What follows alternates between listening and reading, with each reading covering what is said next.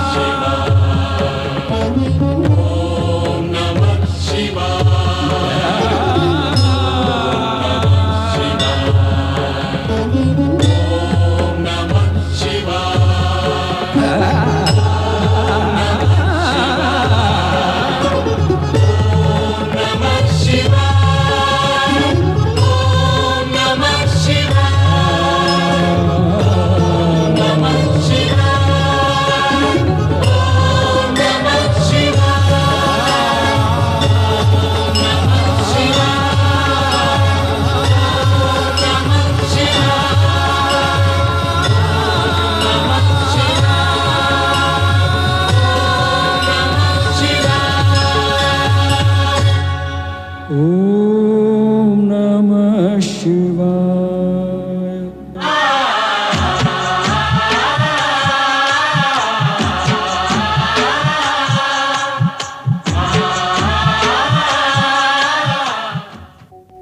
मैं ओंकार हूं,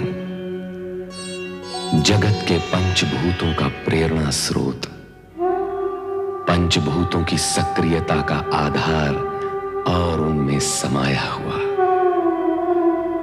मैंने प्रत्यक्ष देखा कि ब्रह्मदेव ने वशिष्ठ को प्रेरित किया कि वे संध्या को शिव आराधना करने की प्रेरणा दें ताकि उनका क्रोध शमन हो सके। रुदन करती संध्या के समीप आकर वशिष्ठ ने शिवोपासना के लिए उसका मार्गदर्शन किया। उसकी कठोर तपस्या से प्रसन्न होकर भगवान शिव प्रकट होते हैं तथा उसे इच्छित वरदान देते हैं। साथ ही शिव संध्या को मेघा ऋषि के महायज्ञ की अग्नि में होम होने का मार्ग सुझाते हैं। संध्या ने ऐसा ही किया और वो 2 भागों में विभक्त हो गई। प्रातः संध्या देवताओं की आराधना के लिए और सायं संध्या पितरों के आह्वान के लिए। महायज्ञ की अग्नि से प्रकट हुई नारी आकृति मेघा ऋषि को पिता कह नमन करती है। ऋषि पुत्री का नाम अरुंधति निश्चित करते हैं। शिव स्वयं आकर अरुंधति को आशीर्वाद देते हैं तथा उसका विवाह सप्त ऋषियों में विशिष्ट ऋषि वशिष्ठ के साथ होना घोषित करते हैं।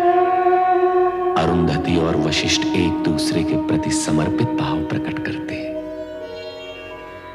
उधर स्वर्गलोक में भय के वशीभूत कामदेव और रति नारद के प्रकट होते ही अदृश्य होने लगते हैं, किंतु नारद कामदेव के आशंकित मन को टटोलने लगते हैं और यही विषय लेकर जा पहुंचते हैं ब्रह्मदेव के पास। परंतु चर्चा करते हैं सती की तपस्या और दक्ष के हठ की।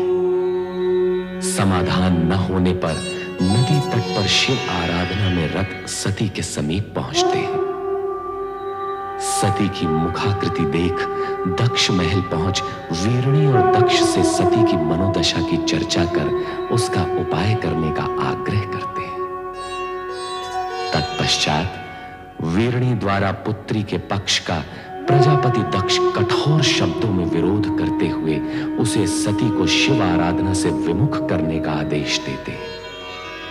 वीरणी कातर भाव से शिव स्मरण करती रह जाती है।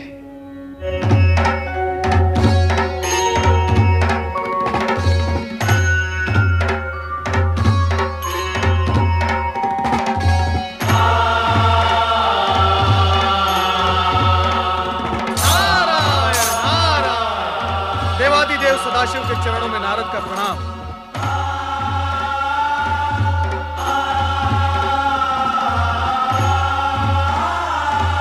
आपकी साधना में व्यवधान डालना मेरे लिए उचित नहीं, किंतु विषय की गंभीरता और महत्व को देखते हुए मुझे धृष्टता करनी ही पड़ी। देवर्षि, जब आप स्वयं कह रहे हैं कि विषय महत्वपूर्ण और गंभीर है, तो आपने जो किया वो धृष्टता कैसे? अपने आने का मंतव्य बताइए। प्रभु, दक्षपुत्री देवी सती अत्यधिक व्याकुल और पीड़ित हैं। मुझसे उनकी दशा देखी नहीं गई और मैं आपके चरणों में चला आया। उनकी पीड़ा का कारण? नारायण नारायण, ये सर्वविदित है कि आप ही नटराज हैं, किंतु हे महेश्वर, नाट्य विद्या के प्रदर्शन के लिए ये समय उचित नहीं है। सब कुछ जानते हुए भी आपका अनभिज्ञ होने का नाटक देवी सती के कष्ट में और भी वृद्धि करेगा। आप तत्काल यह बताने की कृपा करें कि देवी सती और आपके विवाह के बीच भ्राता दक्ष का विरोध रूपी विघ्न जो आ रहा है, उसे विफल कैसे किया जाए? उसका उपाय क्या है? किसी भी प्रकार की दुविधा की स्थिति में नंदाव्रत कन्याओं की कामना पूर्ति का सर्वोत्तम उपाय है। हे देवऋषि, अब ये मत पूछ बैठेगा कि नंदाव्रत क्या है।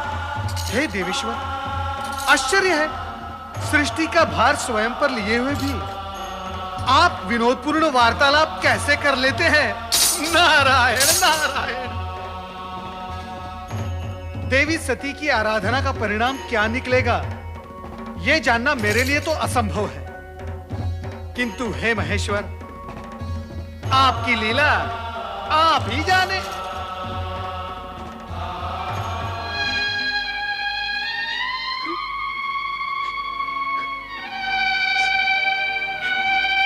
मेरी श्रद्धा, भक्ति, प्रेम, पूजन में न जाने कहां और क्या कमी रह गई है, जो मेरे आराध्य तक मेरा स्वर नहीं पहुंच रहा।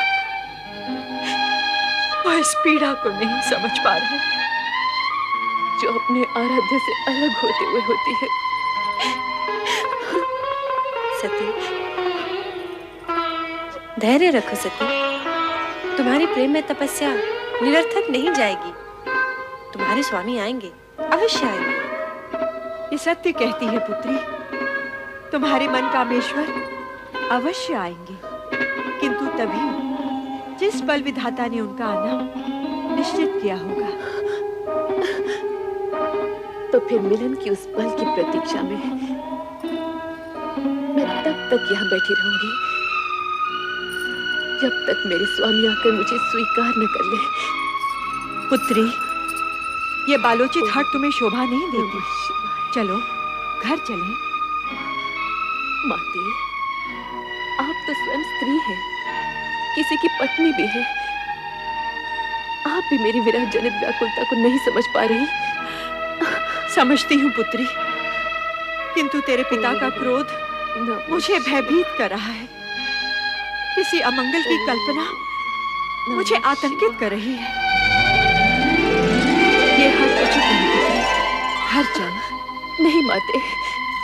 नारायण नारायण। प्रणाम देवर्षि। मंगल हो देवियों, मंगल हो। देवी सती, आपके लिए देवाधिदेव भोलेनाथ शिवशंकर का एक संदेश है। शीघ्र सुनाइए देवर्षि।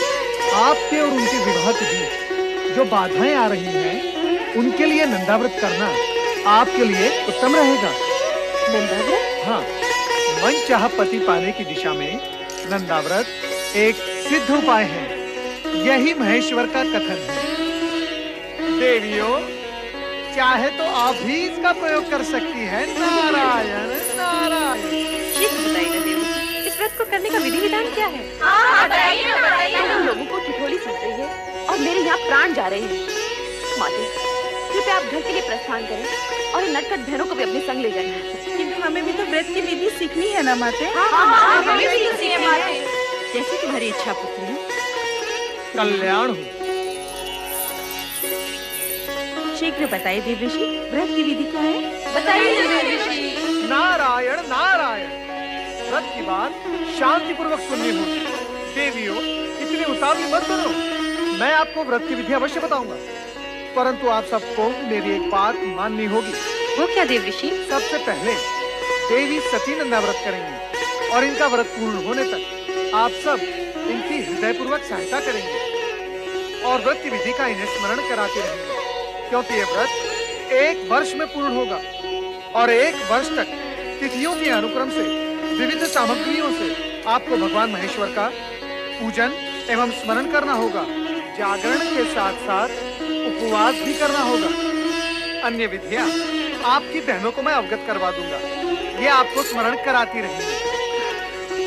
मुझ पर आपने जो उपकार किया है उसके लिए मैं सदा आभारी रहूंगी देवऋषि।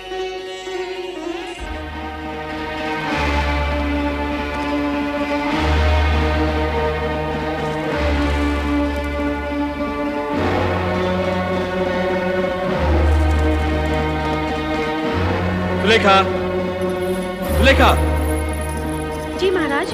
तुम्हारी स्वामी कहाँ गई हैं? वो नदी स्नान को गई है महाराज। नदी स्नान? वो भी इस कुबेला में? नहीं नहीं, कदाचित वे राजकुमारी सती के साथ हैं। वो तो वहाँ नित्य जाती ही है ना। स्वामी ने आ गई महाराज। ठीक है, तुम जा सकती हो। महारानी, सती कहाँ है? वो अपनी बहनों के साथ संध्या भ्रमण के लिए गई है। संध्या भ्रमण? हाँ। या नदी भ्रमण?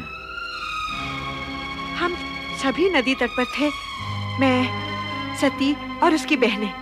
परंतु महारानी, मेरी अन्य पुत्रियां और तुम तो आ गई हो। सती को अकेली कहाँ छोड़ आई? मैं जानता हूं महारानी कि सती वहां क्या कर रही होगी। वो वहां शिव नाम के खिलौने बनाकर उनके साथ खेल रही होगी। स्वामी, ऐसी बातें मुख पर न लाइए। शिव के प्रति सती की भावना को खेल न कहिए। महारानी, ये माना कि सती की आयु अभी उचित अनुचित का भेद करना नहीं जानती, परंतु तुम उसे प्रोत्साहन दे रही हो। तुम उसे जानबूझकर ऐसी दिशा की ओर जाने की अनुमति दे रही हो जहां दुख ही दुख है, कांटे ही कांटे हैं। स्वामी, यदि आप उसके पिता हैं, तो मैं उसकी माता हूँ। मैंने 9 महीने उसे गर्भ में रखा है, पालन पोषण करके बड़ा किया है। क्या मैं अपनी पुत्री को सुखी देखना नहीं चाहती? महारानी, यदि ऐसा होता तो तुम स्वप्न में भी अपनी पुत्री के लिए ऐसे पति के विषय में ना सोचती जो गृहस्थ धर्म का पालन करना ही नहीं जानता, जो पर्वत श्रृंखलाओं पर बैठा बभूति रमाए बागंबर लपेटे अपने भयंकर गणों के साथ योगियों जैसा जीवन व्यतीत कर रहा हो।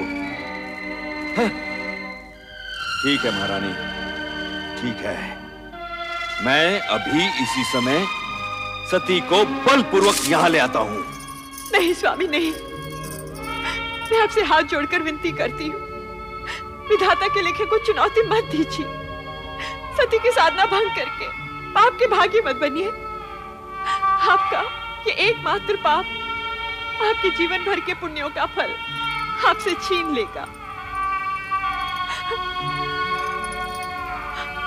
आप चिंता छोड़िए स्वामी, और परिस्थितियों की नौका को समय की धारा में छोड़कर निश्चिंत हो जाइए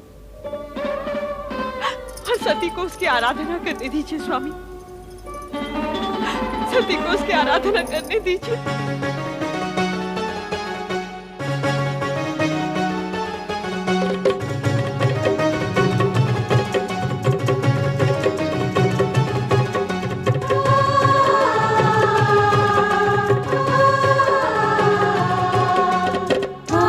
नमः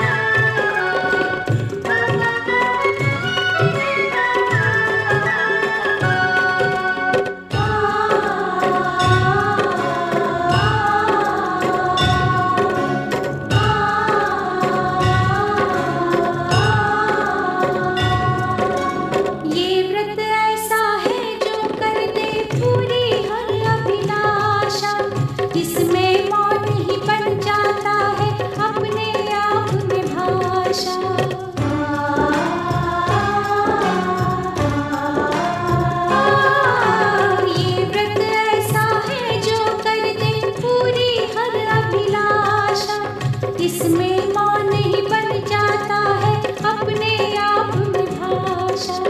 निश्चय ही वो के देंगे तेरे इस जीवन को गति, तेरे इस जीवन को गति। सुन रे सती, सुन रे सती। ओम नमः शिवाय, ओम नमः शिवाय, ओम नमः शिवाय, ओम नमः शिवाय।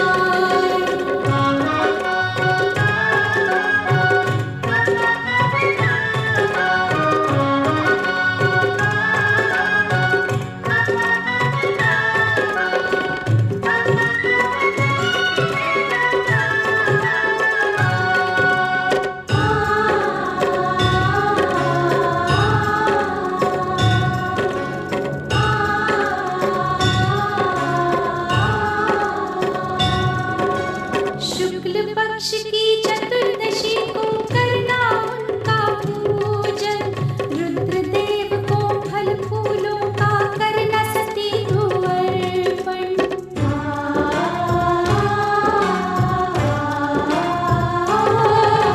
शुक्ल पक्ष की चतुर्दशी को करना उनका पूजन, रुद्रदेव को फल फूलों का करना सती को अर्पण। नटेश्वर को पा जाएगी, बनेगी तू सौभाग्यवती, बनेगी तू सौभाग्यवती। सुन रे सती, सुन रे सती। ओम नमः शिवाय, ओम नमः शिवाय, ओम नमः शिवाय, ओम नमः शिवाय।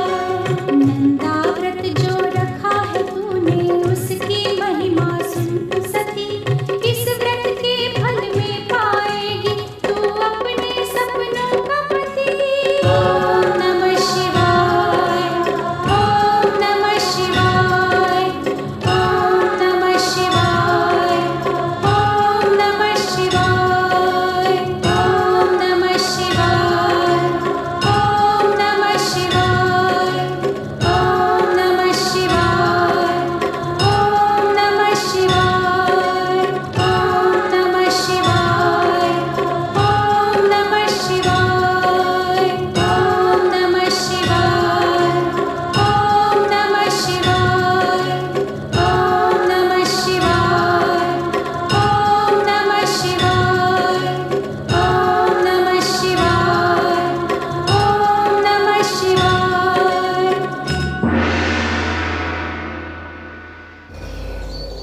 सती, प्रभु आप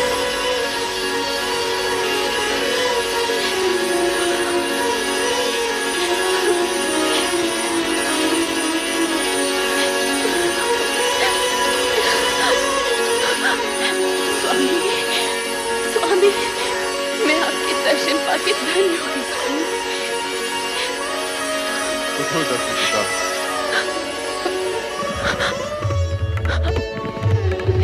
समर्पण एवं निष्ठा भाव से किए गए तुम्हारे व्रत से हम प्रसन्न हुए।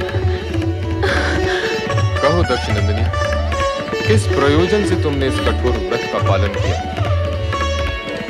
कहो अपनी मनोकामना। तुम अभीष्ट वर की अधिकारिणी हो। मुझे अभीष्ट वर प्राप्त होगा ना भगवान? अवश्य होगा। कहो दक्षपुत्री, क्या इच्छा है? हे सर्वज्ञा सर्वव्यापी अंतर्यामी, मेरे मन का सत्याम से छिपा नहीं है। मैंने बाल्यकाल से पति रूप में आप ही की कामना की है। इसके अतिरिक्त और कुछ भी इच्छित नहीं है भगवान। तथास्तु। सती, तुम्हारा और हमारा अभीष्ट भिन्न नहीं है। तुम्हारा अर्धांगिनी रूप ही जगत के लिए कल्याणकारी होगा। मैं धन्य हो गई प्रभु, मैं धन्य हो गई। मेरे अभीष्ट और अपने वरदान की पूर्ति के लिए प्रभु आप शीघ्र ही मेरे पिताश्री से इस संबंध को निश्चित कर विवाह का आयोजन करें। ऐसा ही होगा प्रिय।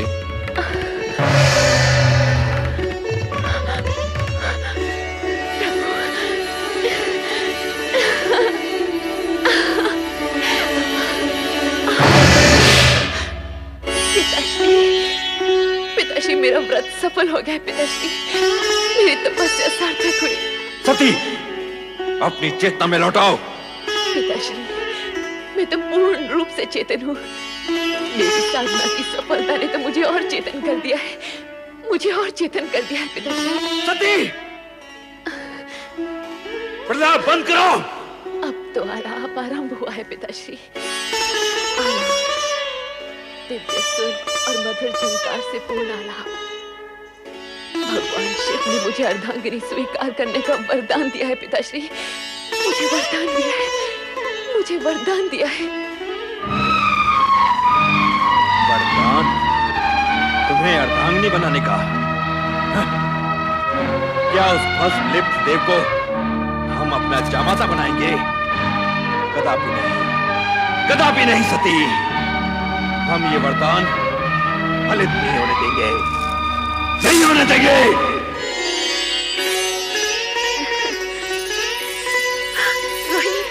सती, तुम कुछ कहो न कहो, तुम्हारे खिले खिले मुख की एक एक रेखा ये उद्घोष कर रही है कि तुम्हें तुम्हारा मनमीत मिल गया है। जल्दी बताओ ना सती, नंदा व्रत का प्रयोग तो सफल हुआ? शीघ्र बताओ ना सती, फिर हम भी अपने मनचाहे पति को पाने का प्रयास आरंभ करें। हाँ, मेरा व्रत सफल हो गया है। मेरे आराध्य ने मुझे दर्शन दिए और कहा वे शीघ्र ही मुझे पत्नी रूप में वरण करेंगे। परंतु सती, पिताश्री इस विवाह के विरुद्ध हैं। कहीं ऐसा ना हो। शिव जी का वचन मिथ्या नहीं होता बहन। जब संपूर्ण ब्रह्मांड उन्हें सत्यम, शिवम, सुंदरम के रूप में मानता है, तब उनके मुख से निकले वचन असत्य हो ही नहीं सकते।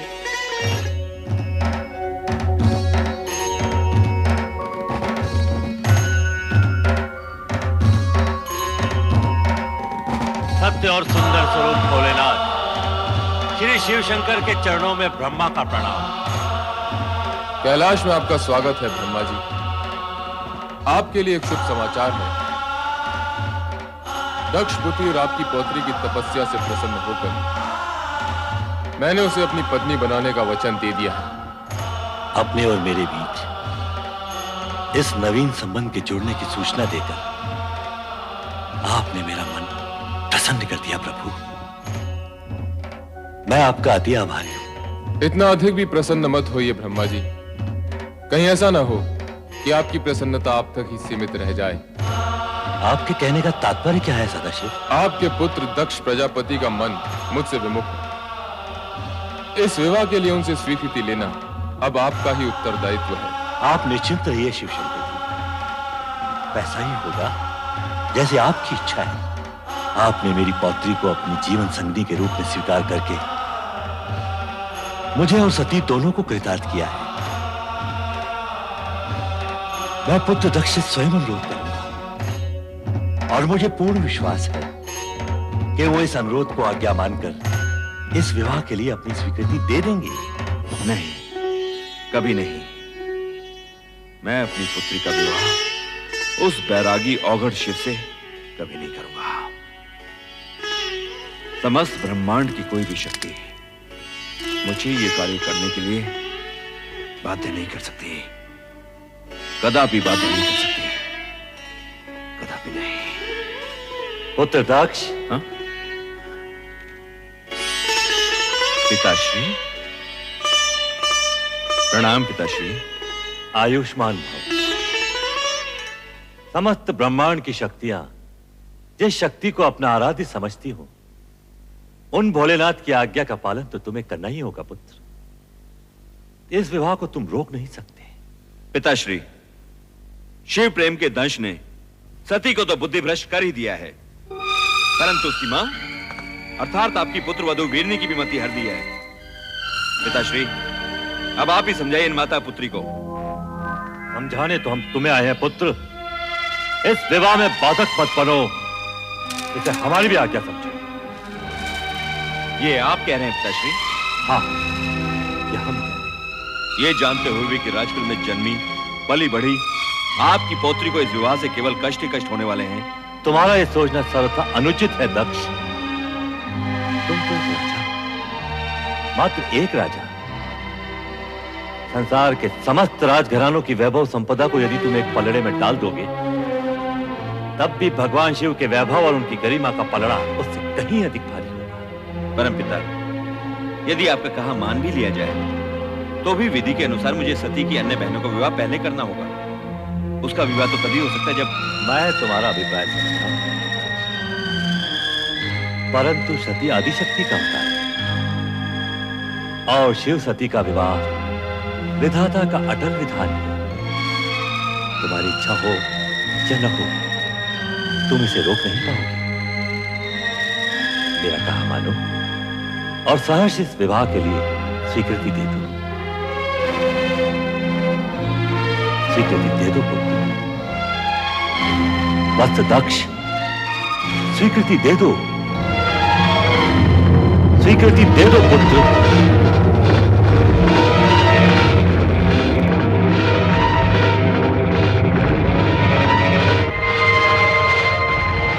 जैसी आपकी आज्ञा पिताश्री। सदा सुखी रहो पुत्र। और सर्वप्रथम ये शुभ समाचार हमारी पुत्रवधू और पौत्रियों तक पहुंचा दो, जिससे उनके अशांत हृदय को शांति मिले। शांति और धैर्य ही नारी के आभूषण है। इस तरह विचलित मत हो सती, सब ठीक हो जाएगा। नहीं माते, मेरा मन अत्यंत व्यथित है। मेरी व्यग्रता चिंता बनकर मेरे मन को खाए जा रही। अरे सती, यूं मुंह लटकाए क्यों खड़े हो? नाचो गाओ, मौज मनाओ। पिताश्री ने तुम्हारी मन की इच्छा को स्वीकृति दे दी है और भगवान शंकर से तुम्हारे विवाह की घोषणा भी कर दी है। हाँ।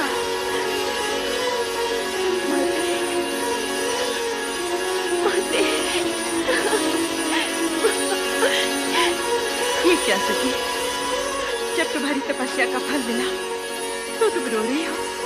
माते, ये मात्र मेरी तपस्या का नहीं, आपकी ममता और आपके प्रेम का भी फल है। यदि आप पिताश्री को अपने तर्कों से निरस्त न करती तो ये क्षण आने में न जाने कितने युग बीत जाते और आपकी पुत्री भोलेनाथ को पाने के लिए सदा सदा के लिए असमर्थ हो जाती। माते,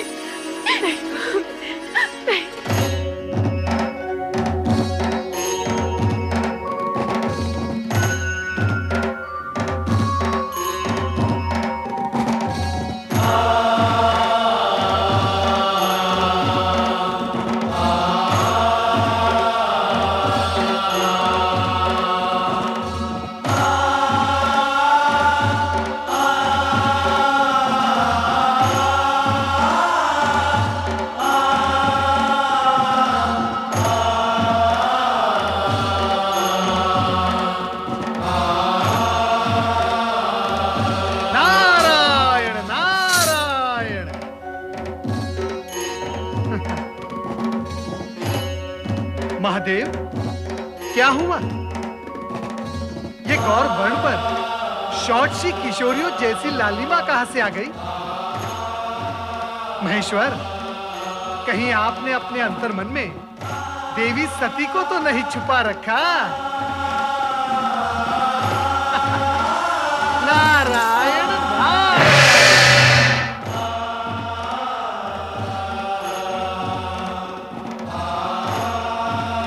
देवादिदेव महादेव के चरणों में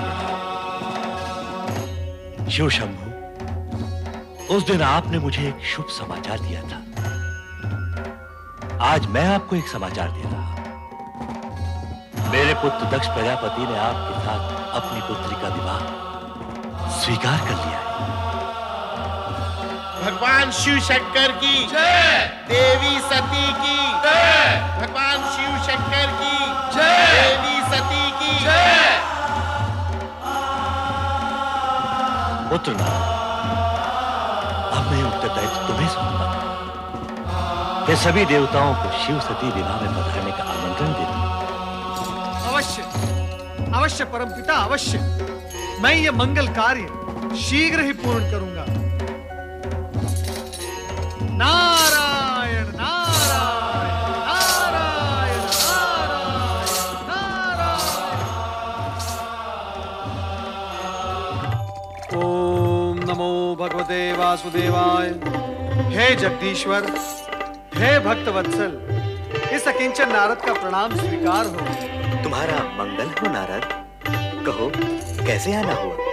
परम पिता ब्रह्मा जी के आदेशानुसार मैं आपको शिव सती विवाह के लिए निमंत्रित करने आया हूँ। धन्य हो गए हम, यह सुनकर अति आनंद हुआ। प्रभु, सर्वत्र आनंद और हर्षोल्लास का वातावरण छाया हुआ है, परंतु आशंका यह भी है कि विवाह उपरांत ससुर जामाता अर्थात राजा दक्ष और देवादिदेव शिवशंकर के संबंधों में सुधार आएगा या नहीं?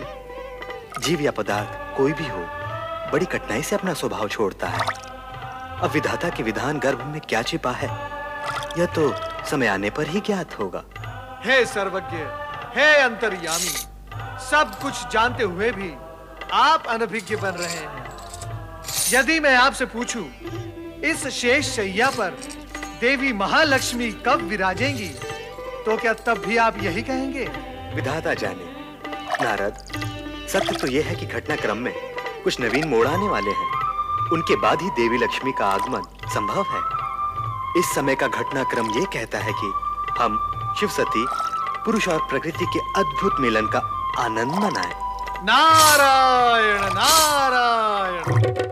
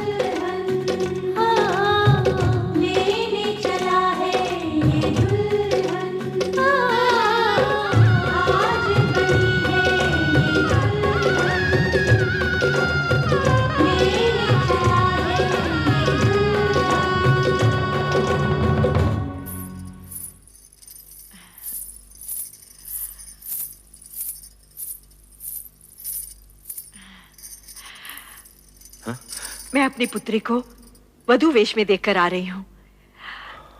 कितनी सुंदर लग रही है वो। उसके मुख की शोभा तो देखते ही बनती है।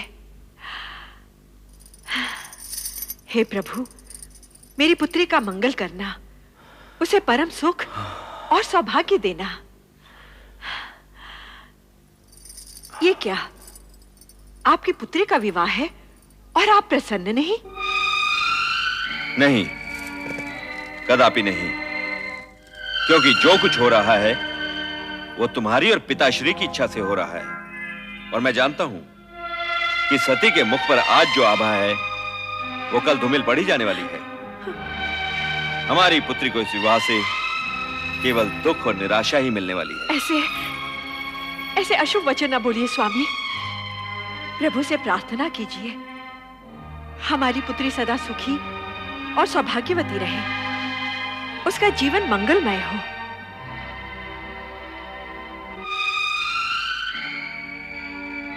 ओम नमः शिवाय, ओम नमः शिवाय, ओम नमः शिवाय, ओम नमः शिवाय, ओम नमः शिवाय, ओम नमः शिवाय,